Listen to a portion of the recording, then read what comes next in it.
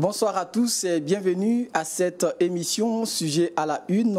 Aujourd'hui, donc ce soir, nous allons parler d'un sujet qui, vous le savez, donc crée depuis quelques semaines beaucoup de bruit. Et ce soir, nous avons décidé de nous consacrer donc sur ce sujet que nous allons découvrir dans cet élément.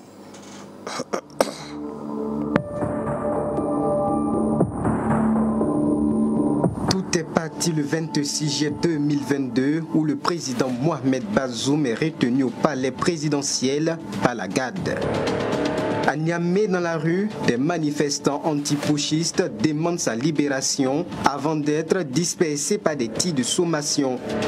Dans une allocution, les militaires, pour rassurer et se faire comprendre, justifient le putsch par la dégradation continue de la situation sécuritaire et la mauvaise gouvernance économique et sociale. 4 jours après, la communauté économique des États de l'Afrique de l'Ouest, CEDEAO, condamne fermement le coup d'État et demande la libération immédiate de Mohamed Bazoum. À la télévision nationale, le général Tiani, chef de la garde présidentielle, se proclame président du Conseil national pour la sauvegarde de la patrie. Il reçoit tout le soutien du chef d'état-major de l'armée, Abdou Sidoukou Issa. Au Niger, la pression s'accroît notamment sur le plan économique avec une série de sanctions. Après l'Union européenne, la France décide de suspendre ses aides financières. Dans la foulée, Emmanuel Macron préside le 29 juillet un conseil de défense et de sécurité nationale. Le lendemain, des milliers de manifestants se rassemblent devant l'ambassade française à Niamey en soutien aux militaires putschistes. En réponse, la France menace de répliquer de manière immédiate et intraitable en cas d'attaque contre ses ressortissants. De son côté, la CEDEAO se réunit et fixe un ultimatum d'une semaine pour restaurer l'ordre constitutionnel et libérer Mohamed Bazoum en n'excluant pas un recours à la force. L'ultimatum fixé par la CEDEAO est arrivé à son terme dimanche 6 août. Les militaires ayant pris le pouvoir annoncent à leur tour la fermeture de l'espace aérien nigérien. Dans un communiqué, le Conseil national pour la sauvegarde de la patrie affirme qu'un prédéploiement pour la préparation d'une intervention a été engagé dans 2 pays d'Afrique centrale sans préciser lesquels, indiquant que tout État impliqué sera considéré comme co-belligérant. La France, de son côté, réagit face à la position du Burkina Faso dans ce coup d'État au Niger. Elle décide de suspendre jusqu'à nouvel ordre toutes ses actions d'aide au développement et d'appui budgétaire. La CEDEAO va, elle, se réunir ce jeudi à Abuja pour un nouveau sommet extraordinaire sur la situation au Niger. Lors de ce sommet qui a été convoqué par son président Bola Tinubu, les dirigeants de l'organisation ouest-africaine se pencheront sur la situation politique et les récents développements au Niger. Question: quel nouveau sort sera réservé au Niger et certainement de ses soutiens? Quels sont les enjeux de ce coup d'État au Niger? Les coups d'État sont-ils désormais les derniers recours des peuples africains? Jusqu'où iront la communauté internationale, le Niger, ses alliés dans cette crise? Élément de réponse ce soir à cette émission Sujet à la Une avec Bruno Bayala et ses invités.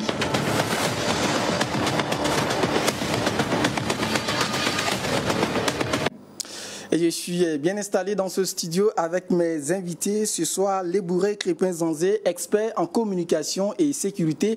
Crépin-Zanzé, bonsoir et bienvenue. Bonsoir, monsieur Bayala. Merci d'avoir accepté notre invitation. Merci beaucoup. En face de vous et donc à ma gauche, Boukari Nebié, enseignant-chercheur et également secrétaire général du Rassemblement des intelligences pour la souveraineté de l'Afrique. Boukari Nebié, bonsoir et bienvenue. Bonsoir Bruno. Merci d'avoir accepté notre invitation. Merci à vous également. Et nous avons en direct depuis le Niamey notre invité de ce soir aussi qui a voulu prendre, ou du moins qui décide de prendre part à cette émission. Il s'appelle Moukaïla Alidou. Il est le secrétaire général de la Confédération nigérienne de travail. Moukaïlou Alidou, bonsoir et bienvenue à cette émission. D'accord.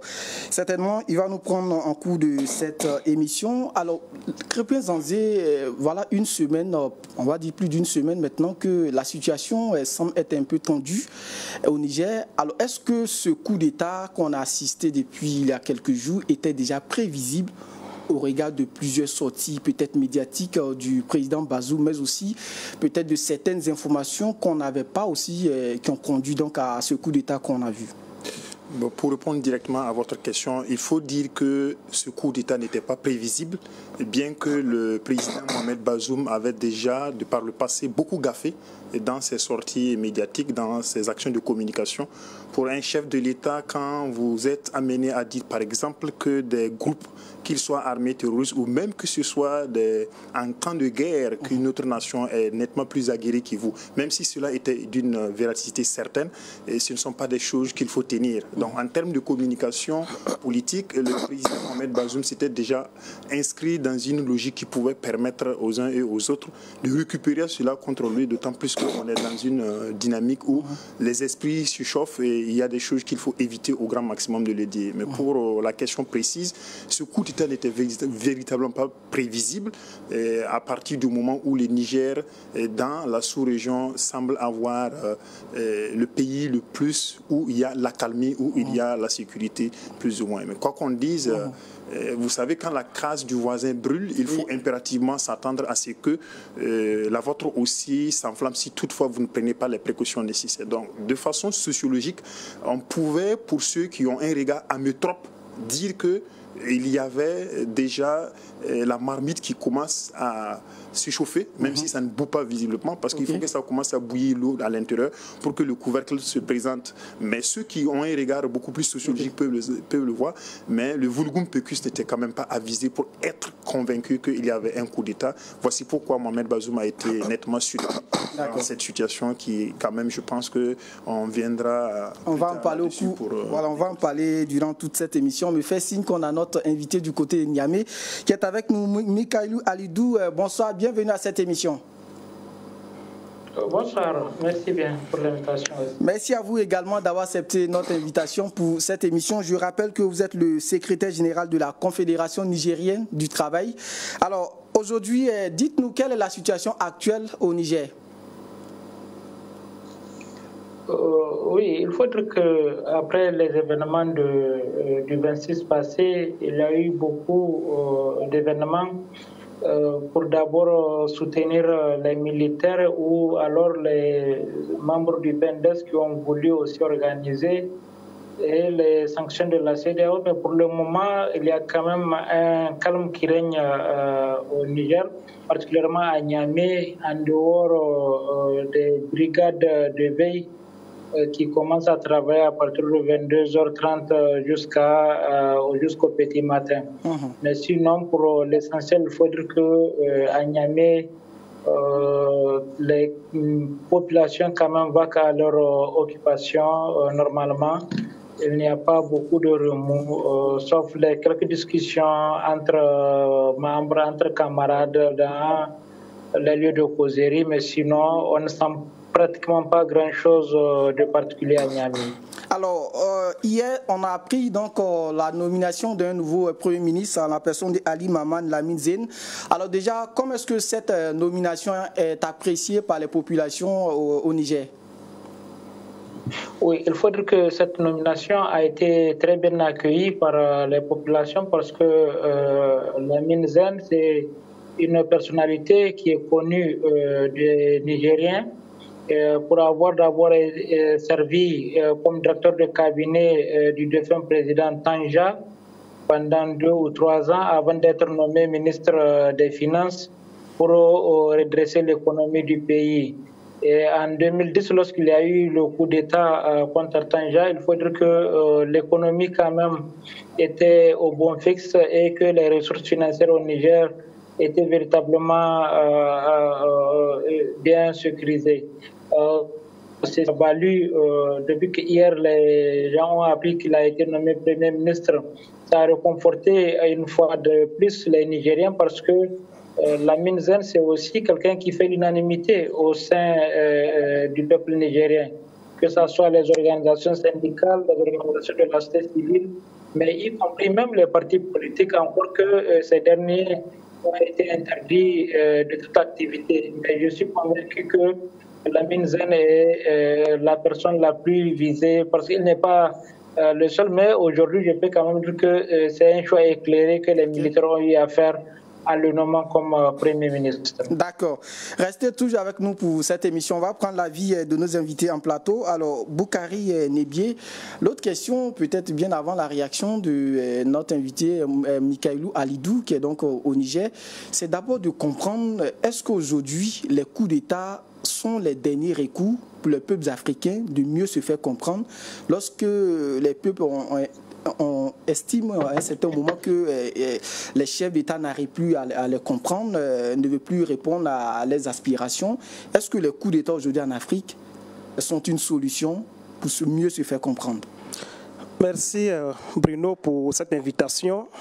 Avant de répondre à votre question, je voudrais adresser mon salut fraternel et militant au peuple nigérien qui sans doute traverse actuellement une période assez trouble.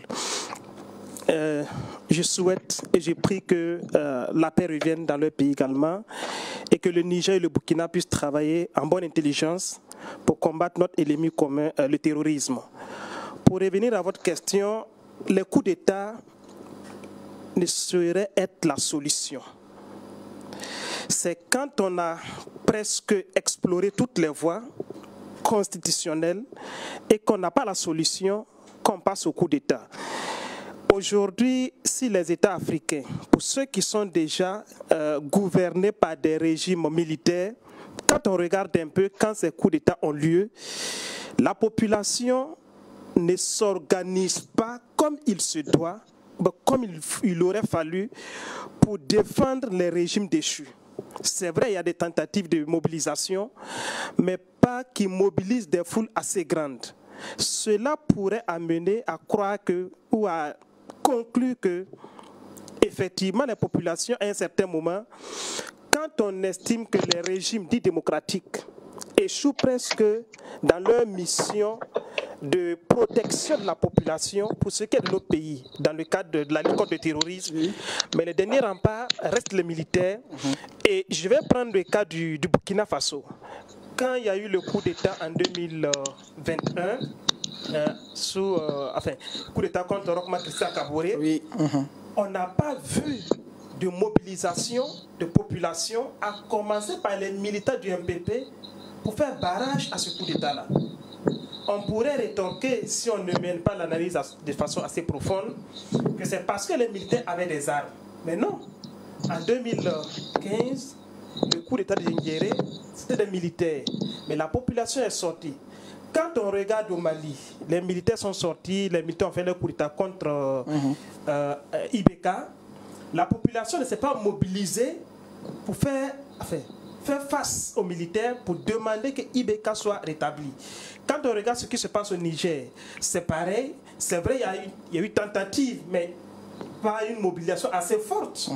En Guinée, est-ce que quand vous mettez l'emphase sur la mobilisation, est-ce qu'une mobilisation pourrait peut-être justifier ou du moins valider un coup d'État aujourd'hui?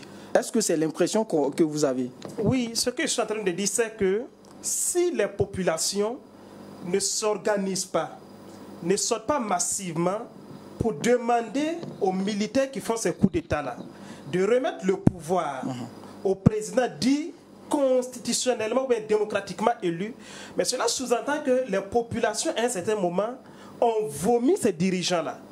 Mais quand les populations vous vomissent, c'est vrai, on ne peut pas dire sur un plateau de télévision ou bien sur un plateau de radio qu'il faut faire un coup d'État.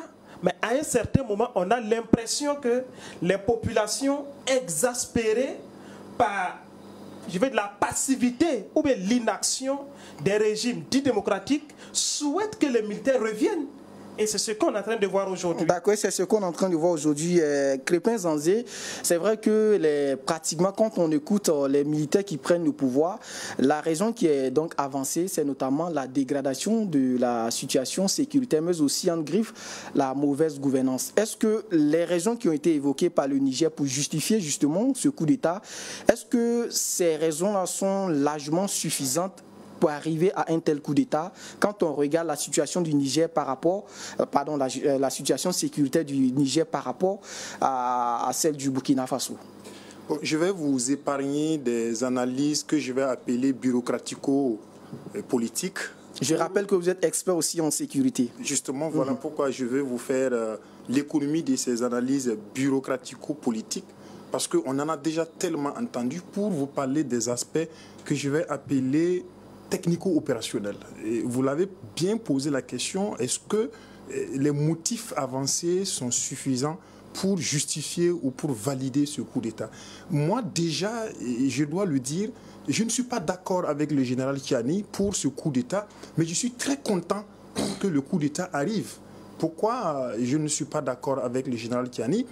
Parce que quelle que soit la mobilisation de la masse qui vient le soutenir, la validité de son coup d'État ne pourra pas résister dans le temps. Qu'est-ce qui vous fait dire ça? Que vous avez vu qu'il y a eu des coups d'État, par exemple, de Damiba contre le président Roch-Marc Christian Kaboré, qui a été effectivement scandé, et quelques temps plus tard, il a été renversé par un autre pouvoir, et aujourd'hui... Ça dit que vous pensez qu'aujourd'hui, le général Tchiani peut être renversé aussi par ses, on va dire, ses frères d'armes? Il ne faut jamais rien exclure. Et voilà pourquoi j'ai dit que je vais vous apporter une analyse beaucoup plus technico-opérationnelle. Okay. Parce qu'aujourd'hui, quoi qu'on dise, vous ne pouvez pas avoir l'intime conviction qu'effectivement le général Tchiani a le contrôle toute fait de l'armée nigériane. Parce que dès l'avènement, il y a plus de 500 personnes qui ont été arrêtées dans l'espace de 72 heures. Et donc les gens peuvent, dans une paranoïa, dans une peur, dans une torpeur indescriptible, effectivement se ranger. Ou il y a même des gens qui peuvent effectivement faire allégeance de peur de se retrouver à être éliminés ou à être anéantis complètement. Tous ces éléments sont à prendre en compte dans la dimension purement militaire. Et pour que vous puissiez comprendre cette logique, regardez rapidement un regard flash sur le procès du 28 septembre en Guinée, où des gens, après avoir tenu mordicus, qui ne parlent pas, finissent par déballer beaucoup de choses parce qu'en réalité, ils voulaient se sentir en parfaite sécurité. Et vous n'êtes pas convaincu qu'à l'intérieur, effectivement, des personnes qui sont avec, effectivement, le général Tchiani, il y a des gens qui ne soient pas contre lui. Mais est-ce que ce n'est pas un peu trop tôt de déjà penser à tout ça, quand on sait que déjà, un Premier ministre a été nommé juste dans la soirée de ce lundi? Oui, c'est peut-être un peu trop tôt pour vous, mais l'objectif de notre présence sur ce plateau, c'est de ne pas rester uniquement dans le factuel, mais c'est de se projeter dans le temps afin de pouvoir éviter, bien entendu, les différents dégâts possibles qui peuvent arriver. Vous savez très bien, au moins, que le général Tchiani, à côté de lui, le général Moudi, ce sont des gens qui ont évolué dans le sérail de Mohamedou Youssouf avant de venir être aux côtés de Mohamed Bazoum, qui aujourd'hui, il y a tellement de non-dits derrière ce coup d'État, bien que ce soit justifié sur la base de l'exacerbation de la crise sécuritaire. Et j'ai toujours dit, pourquoi je vous parle de l'aspect technico-opérationnel? Parce qu'il n'est pas du ressort des militaires de faire un coup d'État, surtout quand il a la sécurité de l'autorité qui est dit démocratiquement élu. Mais avant de vous laisser continuer dans ce genre de situation, les raisons, comme je le disais tantôt, qui ont été évoquées par les militaires, c'est notamment la dégradation de la situation sécuritaire.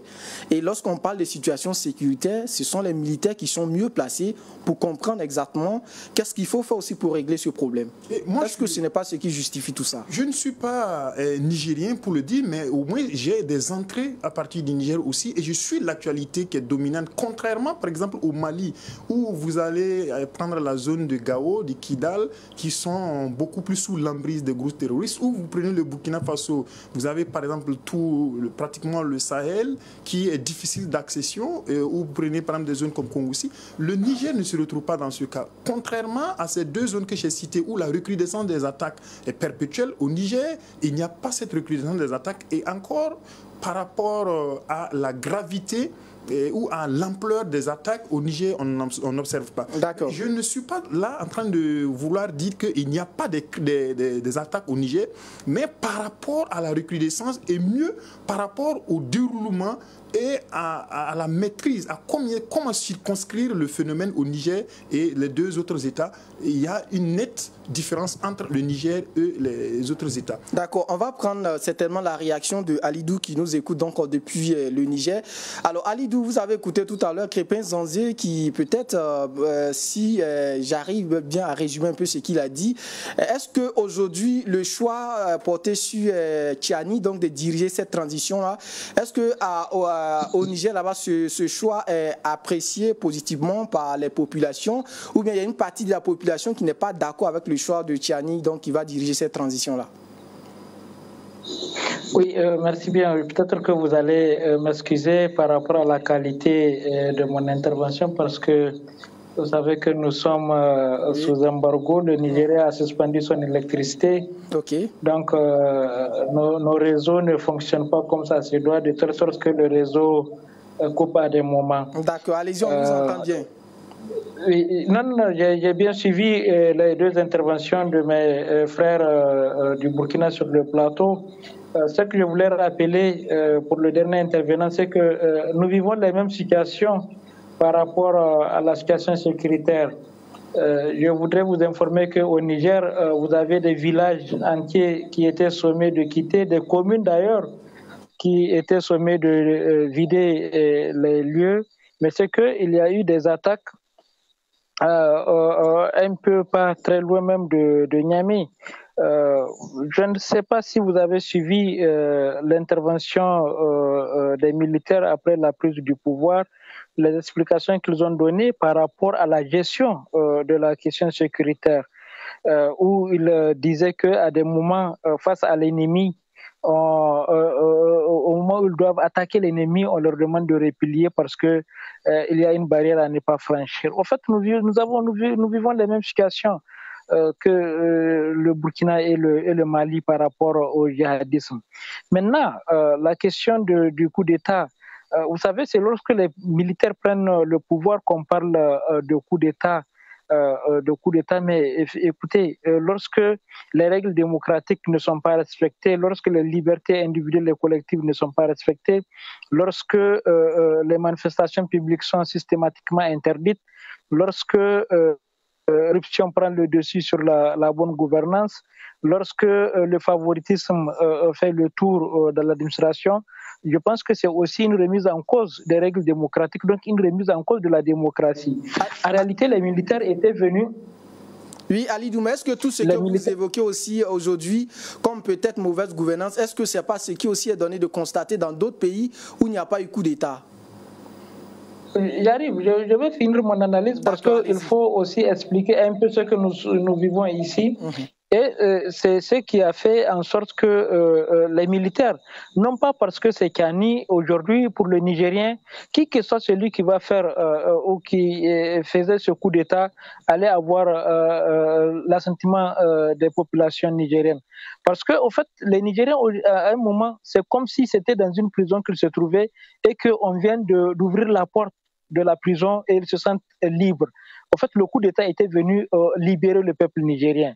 Lorsque la répression des manifestations faisait école, lorsque on persécute les citoyens, lorsqu'il y a juste une élite qui doit profiter de tous les avantages dans ce pays, effectivement, c'était ce contexte dans lequel nous vivons et c'est ce qui a fait en sorte que lorsque les Tchiani ont fait leur coup, il faut le dire, c'est pas Tchiani. Aujourd'hui, je voulais répondre au dernier intervenant, c'est que contrairement à ce qui s'est passé au Burkina ou au Mali, où on pense que quelqu'un peut venir encore le faire, c'est que ici, l'ensemble des corps, tous les corps, je dis bien les corps, étaient unanimes qu'il faille régler cette affaire-là à l'amiable, qu'il faille aller vers ce coup d'État, et c'est ensemble qu'ils ont décidé de le faire. C'est vrai qu'au début, c'était Tchiani, et c'est pour ça que ça a pris au moins 2 jours avant qu'ils ne sortent le communiqué pour dire effectivement, il y a eu telle chose, et que voilà, finalement, c'est lui qui va prendre les commandes de l'État du Niger. Donc voilà ce que je voulais faire comprendre, c'est que la garde présidentielle a fait le coup Mais tous les autres corps étaient venus pour appuyer et unanimement, ils sont d'accord pour aller vers la gestion. Maintenant, vous avez quand même vu que lorsqu'il y a eu cette annonce, lorsque la CEDEAO, l'UEMOA ont pris les sanctions contre le Niger, et lorsqu'il y avait eu cette annonce de dire qu'on va attaquer le Niger, tout de suite, là, tout le peuple, y compris des tacites du PNDS, se sont levés pour être dans le même bloc, pour dire qu'on n'est pas d'accord et que par rapport à ce coup d'État, on n'accepterait pas qu'il y ait des forces étrangères pour venir envahir notre pays. Donc, du coup, il donne une certaine légitimité, en tout cas, à ce coup d'État-là. Aujourd'hui, avec la nomination de Mohamed Lamine Zen comme Premier ministre, moi, je pense quand même que c'est déjà le déclic, parce que, comme je le disais tout à l'heure, Lamine, c'est quand même quelqu'un qui fait l'unanimité au Niger pour gérer en tout cas une transition. Encore que nous attendons de voir la formation du gouvernement et surtout voir quel est le cahier de charge de la transition, et en ce moment peut-être qu'on peut douter de la sincérité et de la nécessité effectivement de remettre en cause ce que les Tchadiens ont affirmé. Pour le moment, je dis et je le répète qu'en réalité, l'assentiment général, c'est que le peuple nigérien est derrière ces militaires.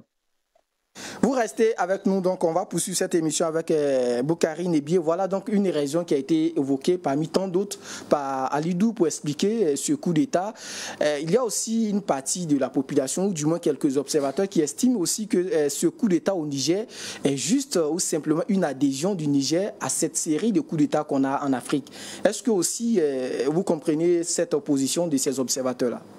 Non, moi je ne comprends pas cette position-là, parce qu'on ne peut pas dire que ce qui est arrivé au Niger, c'est juste pour adhérer à la mode. Mais c'est l'impression qu'on a aujourd'hui. Déjà 4 pays en Afrique aujourd'hui, c'est comme si c'était la seule voie pour pouvoir essayer de déstabiliser un régime. Pourtant aussi, peut-être il y avait d'autres possibilités de régler les problèmes qu'on reproche à un régime qui a été déchu. Comme nous sommes sur un plateau, ce sont les journalistes qui posent les questions. Sinon, moi, je voulais demander lesquelles. Quand vous dites qu'il y a d'autres voies, oui, on les connaît. Mais quand ces recours-là, ces voies de recours sont épuisées, qu'est-ce qu'on fait? Non, ce qui est arrivé au Niger, ce n'est pas parce qu'il veut s'inscrire dans la mode de ce qui se passe, s'est passé au Burkina, au Mali, en Guinée. C'est pas ça. Mais l'intervention du EG, de Alidou, ça apporte de l'eau au moulin des gens comme nous qui pensons que ce coup d'État-là, il a dit c'est un coup d'État salvateur. Mais il a dépeint la situation qui prévaut au Niger. Et en même temps, ça va amener certains analystes burkinabés à revoir un peu leur logique. Parce que quand on veut incriminer les militaires nigériens, on dit non, on ne peut pas justifier ce coup d'État par la question sécuritaire. Parce qu'au Niger, il y avait la sécurité. Mais on a vu ce qu'il a dit tout à l'heure. Que ce que les Nigériens vivent, les Burkinabés vivent en termes d'insécurité, les Nigériens la vivent.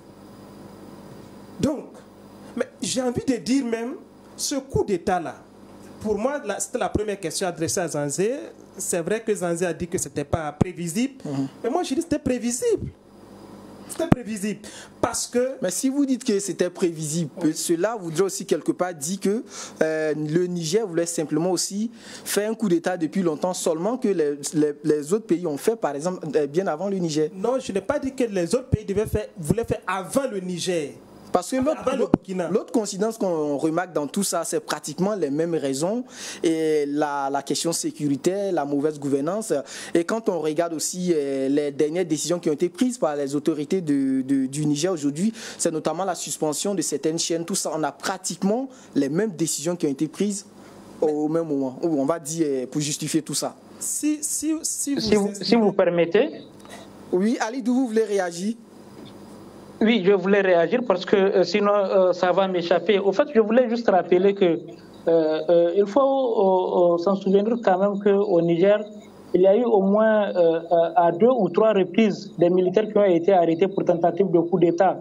Donc le coup d'État, en réalité, ce n'était pas parce que c'était la mode au Burkina ou au Mali ou en Guinée. Ça fait déjà très longtemps que les Nigériens ou les militaires nigériens voulaient faire ce coup. Je voudrais informer que la situation sécuritaire dont on est en train de parler, au Niger, nous avons l'habitude d'enregistrer 171 morts, 171 militaires dans une seule attaque dans la région de Tillabéri. Et avant-hier, quand ils expliquaient comment c'est arrivé, mais ça feigne le cœur.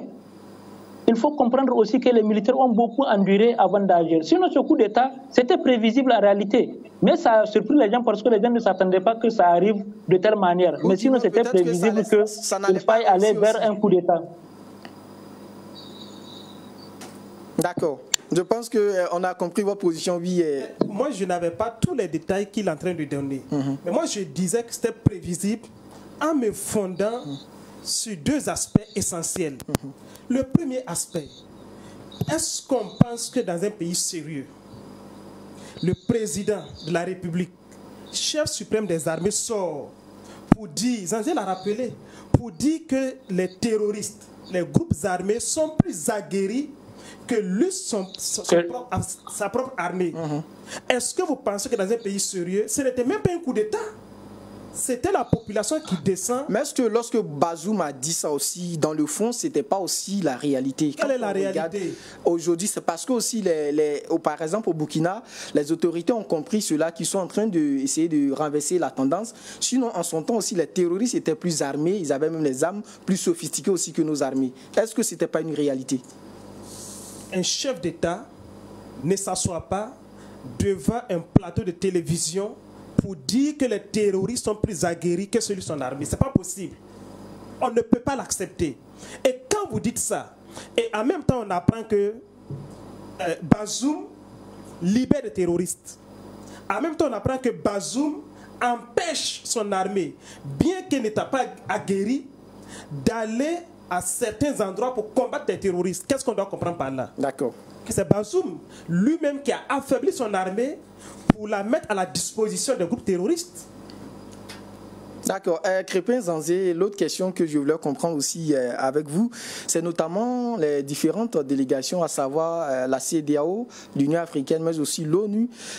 Donc, ces délégations qui ont décidé de partir au Niger, ne serait-ce qu'essayer d'avoir une tentative de négociation pour peut-être trouver une solution à cette crise-là. Mais ces délégations ont été,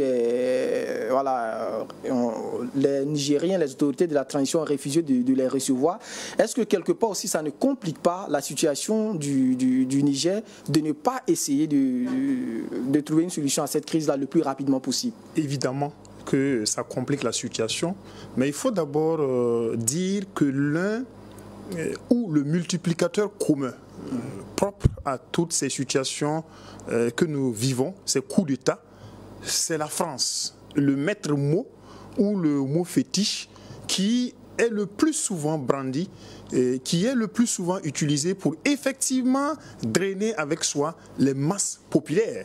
Ça, c'est le multiplicateur commun de tous les coups d'État dans la sous-région ces derniers moments, la France. Et dès lors que ce mot est utilisé ou ce nom est brandi, immédiatement, les gens se retrouvent vraiment contre eux-mêmes. Ils ont un ras-le-bol contre ce mot, la France. Et du coup, c'est un instrument qui est utilisé pour, je dirais, haranguer les foules. Okay. Et voilà pourquoi j'ai dit que le coup d'État de Bazoum ne se présentait pas. Et en disant que sociologiquement, pour ceux qui ont un regard en métrope, ils ont la capacité de savoir que ça pouvait arriver d'un moment à un autre. C'est pourquoi d'ailleurs, Tchani, dès les premiers instants, essaie de dire les accords sont rompus avec la France. Et vous savez, quand on dit ça, il y a une liesse de joie qui est là.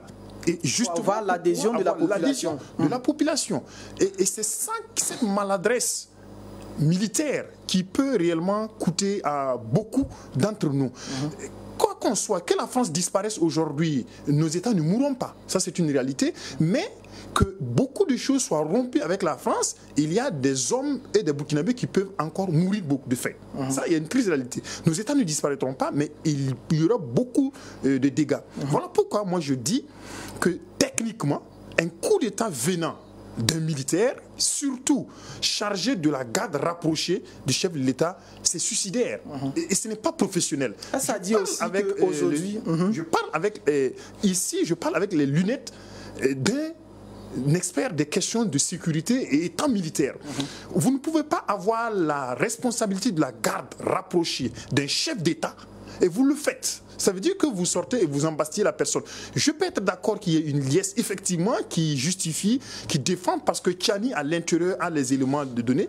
Mais je dis et j'insiste, Vous avez vu avec le coup d'État contre le président Roch Marc Christian Kaboré que son véhicule a été arrosé, alors que le président s'en est sorti vivant.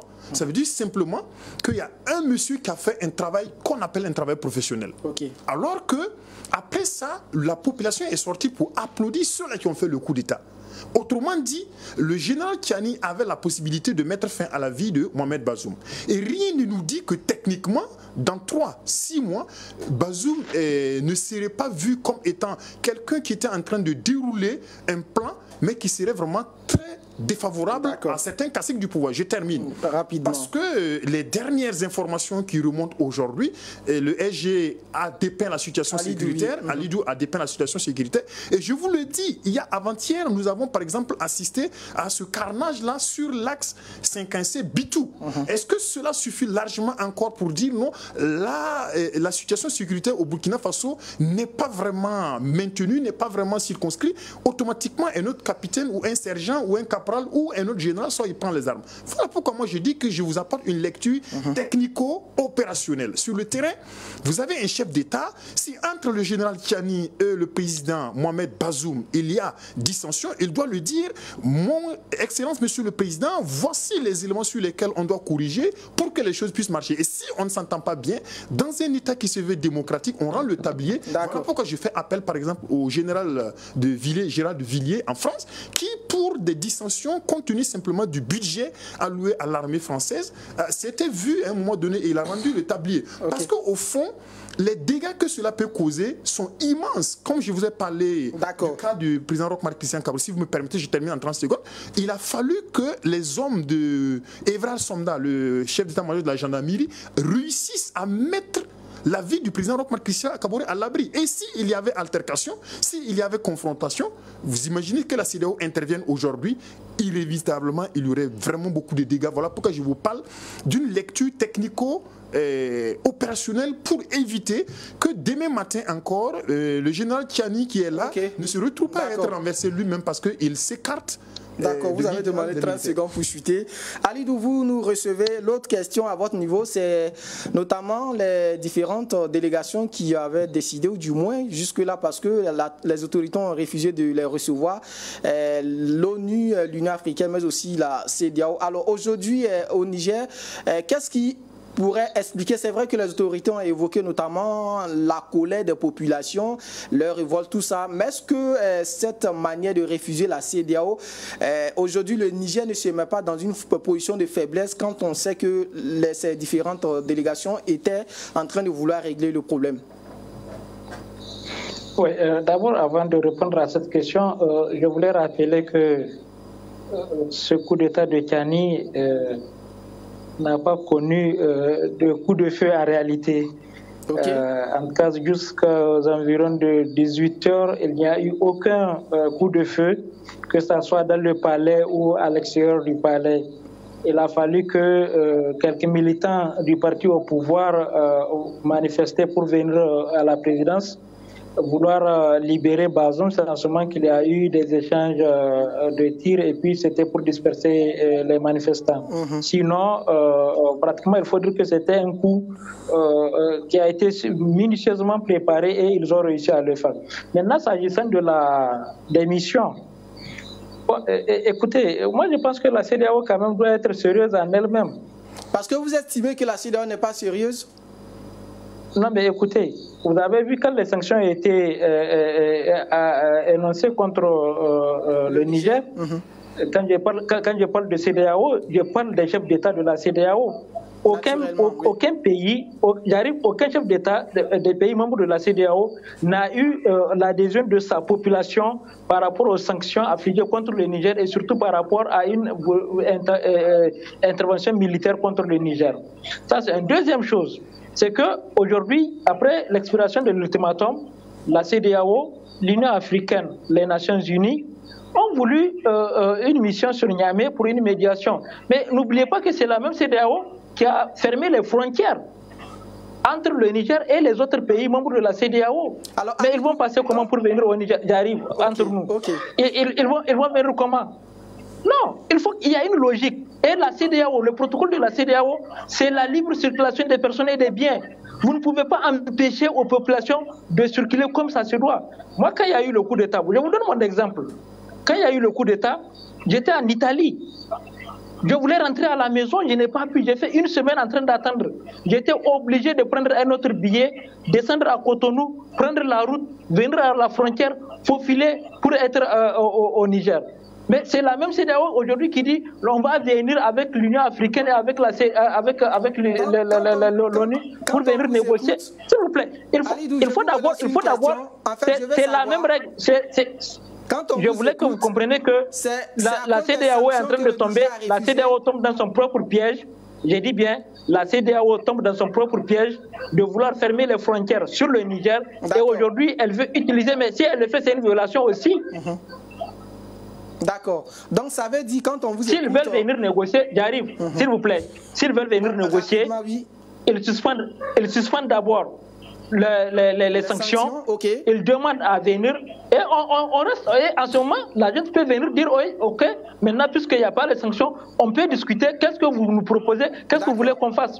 Mais on ne peut pas, sur une pression, venir vouloir négocier avec quelqu'un. Une négociation, quand on parle de négociation, il faut faire table rase de certaines choses d'abord. D'accord, c'est noté, c'est noté. Ça c'est la deuxième chose. Le deuxième argument annoncé par la gente, c'est l'assentiment, j'arrive.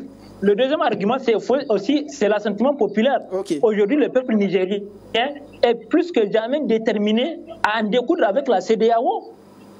Donc aujourd'hui, envoyer une mission peut aussi susciter des actions qui peuvent ne pas être contrôlées, comme ce qui s'est passé lorsqu'il y a eu le coup d'État, lorsqu'il y a eu les premières manifestations, quand les gens se sont pris au siège du PNDES. Moi, je déplore aujourd'hui cet état de fait, mais je dis qu'il y a des situations qu'on ne peut pas contrôler malheureusement. On vous a bien compris sur cette question, Crépin Boukari Nebié. Alors déjà, les conséquences de ce coup d'État au Niger commencent à se faire ressentir au Burkina. Il y a déjà la France qui a décidé de suspendre les aides au niveau du développement, mais aussi au niveau du budget. Est-ce que ce n'était pas prévisible aussi que dans de pareilles situations que le Burkina puisse, parce que le Burkina à travers donc un communiqué du porte-parole du gouvernement soutenu donc la transition en disant que si toutefois l'intervention militaire a eu lieu au Niger, ça sera une guerre déclarée aussi au Burkina. C'était donc prévisible. Ouais. Mais la France n'a pas justifié ce pourquoi elle a coupé l'aide au développement au Burkina Faso jusqu'à nouvel ordre. La France n'a pas justifié. Donc, ce sont des hypothèses qu'on émet lorsqu'on dit que c'est la conséquence de la crise au Niger. Et donc, le Burkina et le Mali ayant décidé en toute responsabilité de soutenir le Mali, enfin le Niger. C'est pour cette raison-là que la France aurait décidé de suspendre l'aide au développement. C'est une hypothèse, parce que la France n'a pas justifié ça comme ça. Maintenant, pour revenir au cas de la mission de la CEDEAO au Niger, mais honnêtement, ce que M. Alidou vient de dire là, mais c'est la pure vérité. Et on a lu le communiqué du ministère nigérien des Affaires étrangères qui l'a si bien dépeint. C'est vrai, il n'est pas évident qu'on puisse maîtriser la population qui actuellement est dans une colère assez noire contre les dirigeants de la CEDEAO pour les sanctions inhumaines et illégales qu'ils ont prises, ces dirigeants-là, contre le Niger, mais aussi et surtout parce que la CEDEAO elle-même a décidé de fermer les frontières des autres pays avec le Niger. Donc, quand on vous écoute, vous et Alidou, on a comme impression que cette position des autorités de la transition nigérienne fait suite aux différentes sanctions qui ont été imposées par la CEDEAO. Mais ils l'ont dit. Ils l'ont dit. C'est pas qu'ils sont en train de trouver des prétextes. Ils l'ont dit dans leur communiqué, je l'ai lu. Dans le communiqué, il y a deux raisons essentielles qui sont avancées. La première, c'est le fait qu'on ne peut, c'est pas évident qu'on puisse contenir la population. Qui est sous mais l'autre raison, et c'est dit dans le communiqué, c'est que la CEDEAO a elle-même fermé ses frontières avec le Mali, enfin le Niger, pour que le Mali vienne. Mais pour que l'on puisse les recevoir, il faut que ces sanctions-là soient levées d'abord. Vous savez, c'est ça qui est un peu ridicule. On se rappelle que l'UA était récemment au Burkina ici pour évaluer l'action de la transition. L'évolution de la situation. Quand j'ai vu ça, j'ai souri.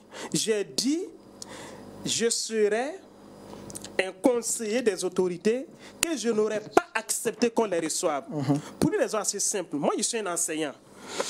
Vous mettez un élève dehors qui ne suit plus vos cours pendant 2 mois, 3 mois, et puis après vous avez une évaluation, vous appelez cet élève-là de venir composer, et après la composition, il répond d'où il vient, et vous allez l'évaluer. Sur quoi vous l'évaluez? Vous suspendez un pays de vos instances pendant des mois, et après vous venez faire une évaluation. On l'évalue sur quelle base? Mais on laisse le pays, on suit le pays, on l'oriente un peu, et après on dit, est-ce que les conseils que nous vous donnons, vous les mettez en pratique? Vous les mettez en pratique. Mais vous me suspendez.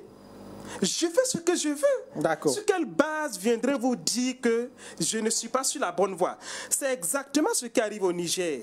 Et moi, je voudrais rappeler que les sanctions de la CEDEAO contre le Niger, je dis encore, c'est illégal, c'est illégitime. Mais rappelez-vous, le traité de la CEDEAO, le traité révisé de 1993, mais dit clairement qu'aucun État ne peut agresser un autre État.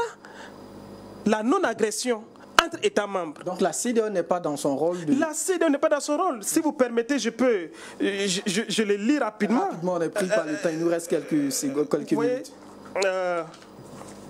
Je me retrouve rapidement. Voyez, égalité d'interdépendance des États membres, solidarité et autosuffisance collective, non-agression entre les États membres, maintien de la paix, de la sécurité et de la stabilité régionale par la promotion et le renforcement des relations de bon voisinage, règlement pacifique des différends entre les États membres. D'accord. C'est écrit. C'est écrit. Alors, Crépin Zanzier, l'autre question à vous, parce qu'on est pratiquement à la fin de cette émission, c'était donc de savoir, est-ce que, c'est vrai qu'on aurait dû en parler un peu plus tôt, l'intervention militaire qui devrait donc rentrer en action. Est-ce que vous, en tant qu'expert en sécurité, objectivement, c'était faisable que les militaires puissent, on va dire, rentrer dans cette guerre-là avec les Nigériens? À cette question, c'est un délire que d'avoir une intervention de la part de la CEDEAO, mais ce n'était pas exclu. Et ce n'est même toujours pas exclu. Hein. Est-ce que vous pensez que les c'est possible. militaires... On a déjà vu les Comores au Libéria. Et ce n'est pas que ça simplement. On a même vu la CEDEAO en Côte d'Ivoire, avec l'appui de la France, des États-Unis. Et vous avez également vu les frappes de l'OTAN en Libye. C'est toujours pas exclu. Donc, comprenez simplement que les enjeux peuvent amener les gens jusqu'à un certain niveau. Moi, ce que je veux dire, et j'ai toujours parlé de l'aspect technico-opérationnel, et c'est surtout important, mais pour peut-être dire quelque chose sur ce que le docteur vient de dire, il est très important de savoir que lorsqu'on exclut une personne, ce n'est pas parce qu'on ne veut pas de la personne qu'on dit. D'ailleurs, dans nos sociétés, on met des gens en prison. Mais vous rentrez en prison pour une faute et pour une bonne conduite, on vous fait sortir de la prison ou on vous donne une grâce. Donc il faut sincèrement, pour des approches sociologiques, aussi faire la différence. Moi, je ne suis pas en train de faire l'apologie des actions de la CEDEAO, parce que je l'ai dit depuis le début, la CEDEAO s'est inscrite dans une très mauvaise dynamique depuis le départ. Voici pourquoi je suis de ceux qui sont pour la refondation ou la réforme même de l'idéologie de la CEDEAO. Mais attention, il ne faut pas faire grave erreur, parce qu'aujourd'hui la CEDEAO veut intervenir par exemple au Niger pour restaurer la démocratie, mais pas par exemple pour restaurer le président Bazoum, sa personne. Il est très important qu'on arrive réellement à se détacher des choses et comprendre qu'en réalité l'enjeu est très important. Parce que vous avez vu aujourd'hui qu'il y a l'axe tripartite dont on a parlé depuis longtemps entre le Burkina Faso, Bamako et la Guinée-Conakry, mais qui n'a même pas vu naissance. Où la Guinée-Conakry, c'est le projet de fédération. Et ça, c'est une triste réalité qui devrait, par exemple, nous faire sortir de l'ornière pendant que le Niger n'était même pas encore entré dans la classe. Je termine très rapidement. Aujourd'hui, il y a cette situation qui intervient et voici ces États se mettent ensemble. On dit, par exemple, que la CEDEAO n'a pas mobilisé des hommes depuis fort longtemps pour lutter. C'est comme si, docteur, au moins, nous avons un problème et qu'on ne se met pas ensemble. Et nous sommes des chroniqueurs maison de Omega et on dit non que Omega vient maintenant pour intervenir parce qu'il y a une situation difficile. Je vais simplement dire que les États eux-mêmes doivent unir leurs forces. S'il y a la possibilité d'unir effectivement leurs forces, que cette force-là soit unie pour libérer la zone du Liptako-Gourma. Vous voyez techniquement, voilà pourquoi moi je vous dis, je ne suis pas en train de faire l'apologie de la CEDEAO, parce que j'estime que la CEDEAO n'est pas dans une bonne logique en train de vouloir effectivement intervenir, mais il faut saluer l'initiative de ceux-là qui se battent corps, âme et esprit pour que la démocratie puisse... Boukari Nebi, avant de vous laisser la parole, on va prendre donc la dernière réaction de Alidou. Alors Alidou, vous avez dit en début de cette émission que ce coup d'État est salvateur pour le peuple nigérien. Est-ce que vous pensez aujourd'hui que les nouvelles autorités pourront donc apporter la solution face à la crise sécuritaire, mais aussi la mauvaise gouvernance qui a été évoquée par les militaires eux-mêmes lorsqu'ils ont pris le pouvoir? Oui, vous savez, pour l'instant, on va leur donner le bénéfice du doute jusqu'à ce que le Premier ministre Lamine Zen forme son gouvernement. En fonction de ça, on peut déjà préjuger de ce qui pourrait advenir. Mais pour le moment, je voulais réagir sur cette intervention militaire de la CEDEAO. En réalité, non, je suis surpris d'entendre que la CEDEAO a même une force pour venir déloger les militaires et remettre Bazoum à sa place. Mais cette force, pourquoi elle n'a pas été utilisée depuis ces 12 années passées pour venir assister le Niger, le Mali et le Burkina pour combattre l'insécurité? S'il vous plaît. La CEDEAO n'agit pas pour elle-même. Je l'ai dit tout à l'heure. Macron est resté à Paris, convoqué un conseil de la défense sur le Niger et à la sortie, qu'est-ce que Macron a dit? Qu'il a instruit les chefs d'État de la CEDEAO à prendre des mesures sévères contre le Niger. Ça veut dire que la CEDEAO n'agit que sous les auspices de choses de la France. Et bien même cette intervention, ce n'est pas la CEDEAO qui veut intervenir au Niger, c'est plutôt la France qui, malgré la rénonciation des accords, dit qu'elle ne va pas quitter le Niger. D'accord. Voyez-vous, comment dans un État, j'arrive, s'il vous plaît, un État souverain dit on a une cassure, on ne peut plus continuer à travailler ensemble. Allez-y, ils disent non. La France dit non, elle ne peut pas quitter le Niger. Et maintenant, la France attend quoi? Qu'il y ait juste les actions de la CEDEAO et l'armée française va intervenir sur le Niger parce que la France ne veut pas quitter, la France veut rester au Niger. Mais rassurez-vous d'une chose, c'est que je vous assure que le peuple nigérien est déterminé pour faire face à l'armée française. D'accord, ça, on n'en doute pas. On va terminer avec Boukari Nebi. Oui, moi, rapidement, 10 secondes. Je voudrais dire quelque chose. Quand Zanzé dit il n'appartient pas à la CEDEAO de s'organiser pour venir aider les États en crise contre le terrorisme, que les États peuvent eux-mêmes s'organiser. Je n'ai jamais dit ça.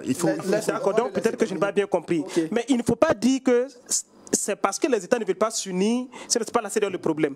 Je rappelle qu'il y avait un projet avant le G5 Sahel entre le Burkina, le Niger et le Mali pour lutter contre le terrorisme, un projet de Liptako-Gourma, comme ça. Mais c'est le G5 Sahel qui est venu balayer ce projet-là. Parce que le G5 Sahel, c'est un projet de la France. D'accord, je pense que c'est compris. Ce que je voulais terminer, c'est en réponse à M. Alidou, pour que vous voyez. On est dans une dimension où les grandes puissances sont en train de se battre sur notre territoire et ne faisons pas l'erreur de faire leur jeu. Parce que vous voyez qu'en Ukraine, il y a le spectre de la Russie qui plane. Et la Russie n'est pas prête à céder un mutuel de l'Ukraine à l'Occident. Il y a le même intérêt qu'en jeu. Il ne faudrait pas que nous transformons ou que nous uchronisons le Niger et donc la zone du Liptako-Gourma au profit de la France. C'est de cette intelligence que moi j'invite vraiment les Burkinabés, j'invite les Nigériens, j'invite les Maliens à ce qu'on puisse se mettre intelligemment ensemble au lieu de faire comme le légionnaire Doumbouya qui nous a laissé pour l'axe tripartite et lorsqu'on a dit qu'on va taper du poing sur la table, il est revenu rapidement pour dire qu'il s'unit parce qu'il savait que si on finit de balayer le Niger, on peut balayer le Mali, on peut balayer le Burkina. Mais la seule façon de ne pas ukrainiser le Sahel, c'est que la CEDEAO comprenne qu'elle ne doit pas intervenir militairement au Niger, parce qu'on sait que c'est un ordre qui vient d'ailleurs. D'accord, c'est bien noté. Merci à vous les bourrés Crépin Zanzé. Finalement, voilà, je rappelle que vous êtes expert en communication et sécurité. Merci à vous également Boukari Nebi, enseignant-chercheur et secrétaire général du RISA, Rassemblement des intelligences pour la souveraineté de l'Afrique. Était donc avec nous au cours de cette émission Mounkailou Alidou, secrétaire général de la Confédération nigérienne du travail. Merci à tous d'être passés sur ce plateau pour parler de cette actualité. Merci à vous, chers téléspectateurs, auditeurs, d'avoir suivi cette émission. Très bonne suite de programme sur Omega TV.